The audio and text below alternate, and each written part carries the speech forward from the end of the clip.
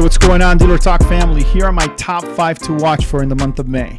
So number 1, what is your renewed message? So obviously a lot of stores are promoting convenience and digital options, and then there's a lot of talk about digital retailing. My question is what you're offering right now on your website, is that going to be available 6 months from now? Right? Is that message going to be available? Is it going to be relevant, right, in the future? If not, then you got to be really, really careful that you're not creating expectations for customers of future ways of doing business that are not going to be available for them. And then the other thing is digital retailing. How are you presenting that? Because that's ultimately how you're going to win. You can't just put the widget on your website and expect things to go the way that you want. What is the message for digital retailing? Is it a buy online experience? Because if that's the case, we all know that that's not what digital retailing is. It's a lead widget. And on top of that, there's a lot of friction with digital retailing. So if you just put the widget on your website, you're going to offer a subpar experience, which can you really afford to do that in these times? And then the other thing is, what is it going to do for you? So think about what that message is and what that's going to look like in the future, if it's even going to be relevant or available, in the next couple of months, in the next couple of weeks. Number 2 is going to be loyalty marketing or database marketing, however you want to look at it. So 2 things there. Number 1, what are your salespeople doing right now? In my opinion, salesperson should be BDC agents right now, or they should be looked at as BDC agents. What does that mean? Making phone calls, leveraging their database of customers, leveraging lists from the CRM. We have a reason to call customers now more than ever. We have a reason. So let's take advantage of that and let's make those calls. But let's do it smart. Let's segment the communication. Here's how I would break it down. Number 1 would be lease. Listen, just because we're in this situation, customers still need to get out of their vehicles. Number 2, service due, right? Number 3, older vehicles, no purchase. I would say 50,000 or more. Are you mining your service department right now? So here's my script, my recommendation. Call the customer. Hey, Mr. Customer, this is her. Obviously, make sure that you have that list, right? First, call the lease customers, then the service customers, then the mining customers. Hey, Mr. Customer, how you doing? This is Herb Anderson from ABC Motors. I just wanted to call and make sure that you're okay during these crazy times. And then be silent and listen to the customers. Oftentimes they'll tell you, hey, I'm so glad you called. With everything going on, I know my lease is due. I don't know what to do. I didn't even know if you guys were open, right? And then that gives you a window. That gives you an opportunity to engage. Same thing with service customers. Hey, Mr. Customer, how you doing? This is Herb from ABC Motors. I just wanted to call and check with you to make sure that you're okay and see what they say. By the way, just to let you know, I noticed that your service is due. I just wanted to let you know that these are the things that we're doing currently at our dealership to ensure your safety, the safety of our employees, and this is what we can offer if you choose to take the next step. Next one, mine customers, old customers with 50,000 miles or more that haven't purchased in 3 years or older. Hey, Mr. Customer, how you doing? This is Herb Anderson from ABC Motors. I just wanted to call to see how you're doing. I know it's crazy times. Just wanted to make sure you're okay. And see what they say. What's the next thing? Maybe they're like, hey, I've noticed all these promotions and I just wanted to know if really right now is the best time to buy a vehicle. Well, I'm so glad you asked. It's absolutely the best time to buy a vehicle. Here's why. These are all the things that we have to offer. And not only is the best time to buy a vehicle, but here is the place to buy it, right? And then go from there. But you got to make those calls. You got to do it with confidence. You have a reason to call customers now more than ever. All right, so number 3 is going to be social media and YouTube marketing strategies combined together, right? So look, the one thing that we know right now is that social media activity is up. YouTube video activity is up, right? Customers are home. They have a lot of disposable time. And so they're spending a lot of time on these sites. If you're not doing cross-marketing on those platforms, I'm telling you right now, you're missing out. So let's go take a look at some of the analytics here really quick. All right, so here's what I'm seeing with a lot of the stores that I work with. Social media is the number or is the second source, right? When we're looking at source medium. And this is becoming very, very common, especially for those stores that I have set up with dynamic ads. And then YouTube is also a part of that, the top 10 when it comes to your source medium activity. And we just started doing YouTube this month for this particular store. So in combination, if you take a look at this, you know, there, as far as sources that are driving traffic to the website, other than direct and organic, which are things that we're constantly working on in CPC, right? Google paid strategies. If you're not doing social media in combination with YouTube, I'm telling you right now, you're missing out in a very, very big way. Remember, right now it's all about targeting customers to the site, where you're going to have the highest probability of converting. And YouTube and Facebook allows you to take control of that by routing customers directly to your sandbox. Listen, so I'm not saying that what we saw right now in GA is what you're going to see at all stores, right? So you have to be able to shift your advertising strategy based on consumer needs and behaviors. And so I'd be spending a lot of time in GA looking at those things. But I can tell you right now that social media and video marketing, SEO, SEM, those are the areas that you need to be focusing on the most. Those are the areas that are going to be driving a lot of traffic to your website. And so, spending time in your GAs, right, and analyzing that information, analyzing that behavior is going to allow you to adjust, to shift your strategy in a very, very effective way. And so, if you're noticing some of the things that I'm noticing, where social media is really on fire right now and is really driving a lot of traffic to your website, well, doesn't it make sense to double down and invest more there so you can drive more activity to the website? All right, number 4. We pretty much just talked about it right now, but shifting your advertising strategy based on consumer needs and behavior. So fixed operations marketing, I see a lot of talk about digital retailing. I don't see a lot of talk on fixed operations.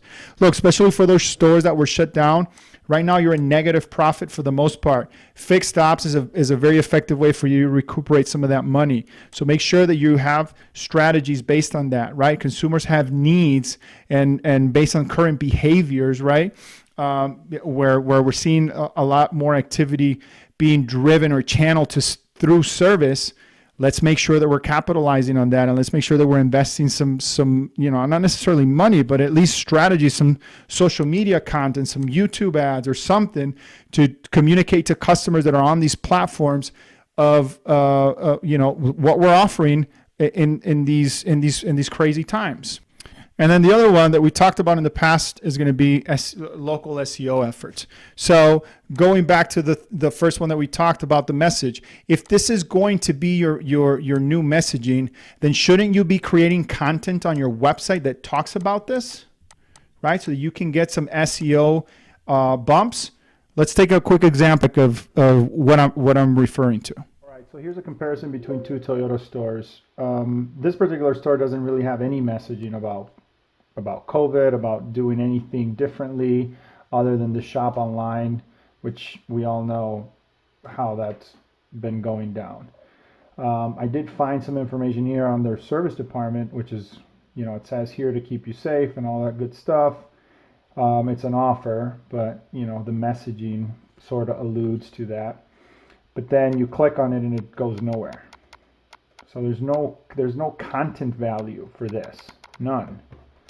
You know what I mean? First of all, there's no messaging, so I don't know as a customer, am I safe to go here? Are they doing anything different? So I would say that there's an area of opportunity here for sure. Now let's take a look at another dealership, one of the stores that I work with, and how we have them set up.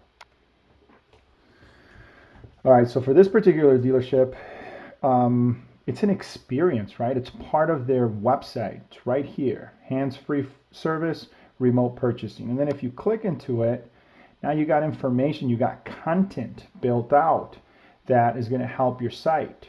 So, and again, this is all depending on where you're going with this. If you see this as something that's just going to pass and you're going to go back to doing business as usual, great. Then maybe you don't want to put anything on your website. But if you see this as a lot of the messaging that I've been hearing out there about how the industry is different and things are different and forever change and all those things, maybe you want to start thinking about just more than putting a widget on your website that quote unquote tells customers to buy online, even though that's not the experiencing that they're getting. And then start leveraging that and start building content for yourself, right? Because ultimately that's what's going to help you not just provide the information for customers, but it's going to help you stay relevant as we move forward. And then the other thing with local SEO is your GMB. And we talked about this last month, but this is still something that I want to make sure that you're aware of. Make sure that you're leveraging the power of Google My Business. 2 additional tips that I didn't talk about last time is going to be listings. Make sure that your listings are updated, right? Because that's what Google uses to verify your information on your GMB. And I'm talking about Facebook, Yellow Pages, those sort of things. Make sure that your information matches what's in your Google My Business so that you get that additional incentive, you get that additional check or credibility, however you want to look at it, from Google. The other thing is use UTM tags, right? Tag your GMB so that you can check that on your Google Analytics and really understand what customers are doing. Are they navigating through the GMB through your website? Putting UTM tags on the GMB in specific areas can really, really help you as far as measuring, right? Measuring this activity.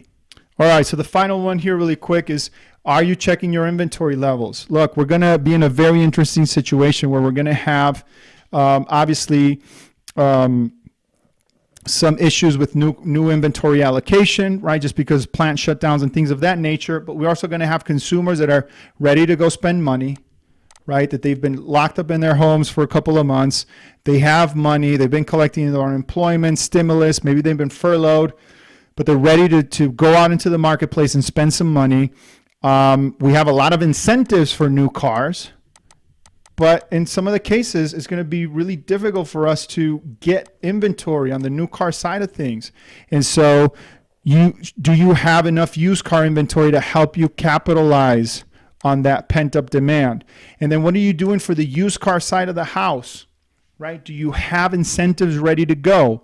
That are going to help, because new car is a different thing. That's done through the manufacturer, but used cars has to be something done with you, through you. So let's take a look at some of the examples of some of the strategies that I have in place when it comes to used cars with the stores that I work with. So here's a bumper ad that we're doing for this particular offer, right? This is a 90-day deferred payment plus 2 years free maintenance, and this is running on YouTube, Facebook. It's posted on the GMBs for the stores that I work with, and then we have banner ads running through the websites as well. So this is a good example also of the cross marketing strategies between social media, YouTube, Facebook, Instagram, and then YouTube as well.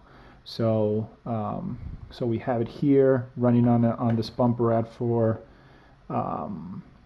YouTube. And I'm also running the same ad here. I got it on the GMBs of the store. Plus we have some of the banner creative on here as well. And then let's take a look at the banners on the websites. And then here we see it on the SRP.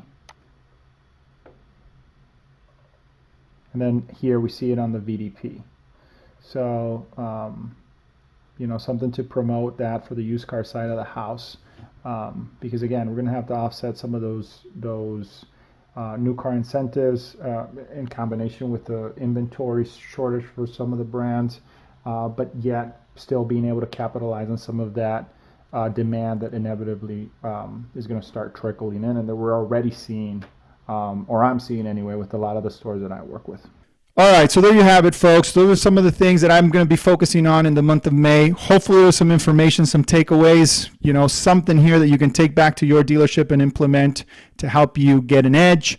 Thank you so much for tuning in. I'm here to help. Please reach out to me on social media, on my YouTube channel, LinkedIn, call me, DM me, whatever. I'm here to help. Thank you so much. That's all we have. And as usual, we'll talk later.